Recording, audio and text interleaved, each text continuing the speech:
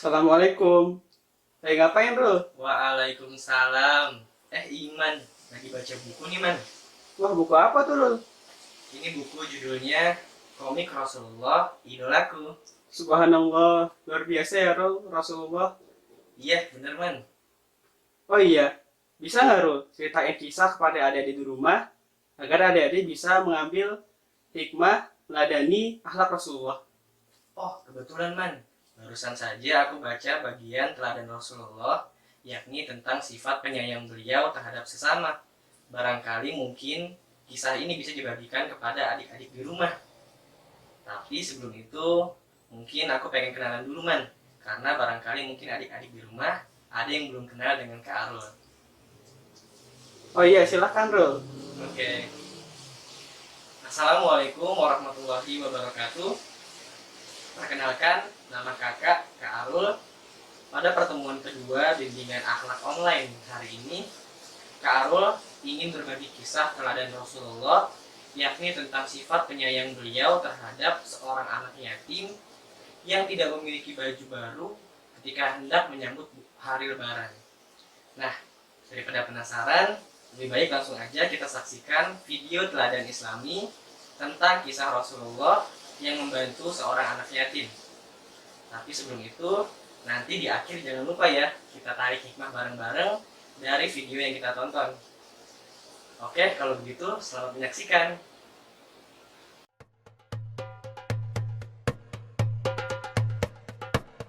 Seperti yang telah kita ketahui, Nabi Muhammad menaruh perhatian yang sangat besar terhadap anak-anak yatim. Pada suatu hari raya, Nabi Muhammad pergi keluar rumah untuk melaksanakan sholat Idul Fitri, sementara anak-anak sedang bermain dengan gembira di jalanan.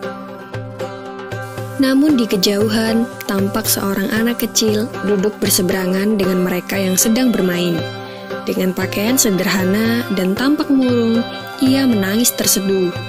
Melihat hal itu, Nabi Muhammad segera menghampiri anak tersebut, lalu beliau berkata, "Nak, mengapa kau menangis dan tidak bermain bersama mereka?" Anak kecil itu tidak mengenali bahwa orang dewasa yang sedang berada di hadapannya adalah Nabi Muhammad yang merupakan utusan Allah. Ia pun menjawab, "Paman, ayahku telah meninggal." Ia mengikuti Nabi Muhammad dalam menghadapi musuh di sebuah pertempuran, tetapi ia gugur dalam medan perang tersebut. Nabi Muhammad mendengarkan dengan seksama rangkaian peristiwa dan nasib malang yang menimpa anak tersebut.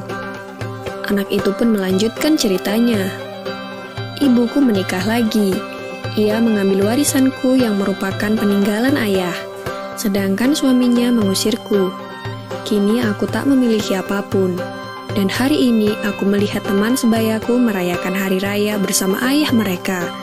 Perasaanku dikuasai oleh kehampaan tanpa ayah, karena itulah aku menangis."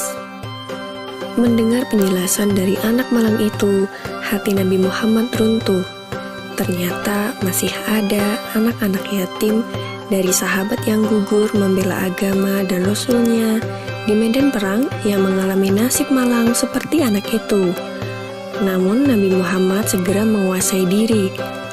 Nabi yang duduk berhadapan dengan anak ini segera menggenggam tangannya. "Apakah kau sudi bila aku menjadi ayahmu, Aisyah menjadi ibumu, Ali menjadi pamanmu, Hasan dan Husain sebagai saudaramu, dan Fatimah sebagai saudarimu?" Tanya Nabi Muhammad.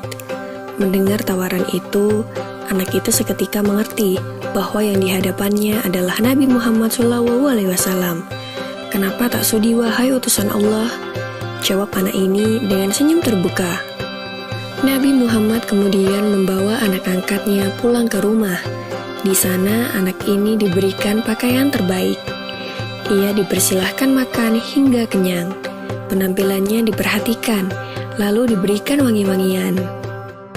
Setelah selesai, ia pun keluar dari rumah Nabi Muhammad dengan senyum dan wajah bahagia. Melihat penampilannya yang sudah berbeda, para sahabatnya yang semula sedang bermain bersama mulai bertanya, "Sebelum ini kau menangis, tapi kini kau tampak sangat gembira." "Benar sahabatku, Tadinya aku lapar, tetapi lihatlah, sekarang tidak lagi. Aku sudah kenyang. Dulunya, aku memang tidak berpakaian bagus, tetapi kini lihatlah, sekarang aku mengenakan pakaian bagus. Dulu memang aku ini yatim, tetapi sekarang aku memiliki keluarga yang sangat perhatian. Nabi Muhammad ayahku, Aisyah ibuku, Ali pamanku, Hasan dan Husain saudaraku, dan Fatimah saudariku. Bagaimana aku tidak bahagia? Mendengar cerita sahabatnya, mereka tampak menginginkan nasib serupa. Sampai salah satu dari mereka berkata, "Coba saja ayah kita juga gugur pada peperangan itu, sehingga kita juga diangkat sebagai anak oleh Nabi Muhammad." Lalu waktu terus berjalan, usia semakin bertambah, kebahagiaan anak ini pun lenyap ketika selang beberapa tahun setelah itu, Nabi Muhammad meninggal dunia. Meratapi kepergian ayah angkatnya yang paling mulia, ia keluar rumah dan bersedih. Sungguh menyedihkan, kini aku kembali terasing. Aku bukan siapa-siapa lagi. Aku kini menjadi yatim yang kesepian, katanya sambil menangis sedih. Sayyidina Abu Bakar Asy-Syiddiq yang menyaksikan anak ini segera memeluknya. Sayyidina Abu Bakar kemudian mengambil alih pengasuhannya. Wallahu a'lam.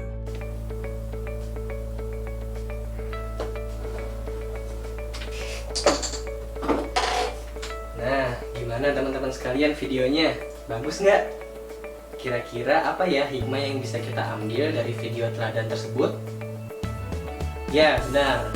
Dari video tersebut, kita bisa belajar tentang pentingnya berbuat baik terhadap anak-anak yatim dan juga orang-orang yang lebih lemah nasibnya dibandingkan kita semua. Siapa mereka? Yakni mereka-mereka yang kehilangan ayah, mereka-mereka yang ketika makan cuma bisa sekali dalam sehari, juga mereka-mereka yang ketika mengenakan pakaian itu nggak ganti-ganti karena hanya itu yang dia punya. Pakaiannya sudah kusam, sudah lecek. Nah, mereka-mereka lah teman-teman sekalian yang layak untuk kita bantu, dikarenakan nasib mereka lebih kurang beruntung dibandingkan kita. Seperti yang tadi video yang teman-teman saksikan, di mana Rasulullah ketika melihat ada seorang anak yatim yang sedang menangis sendirian, beliau mendatangi orang tersebut.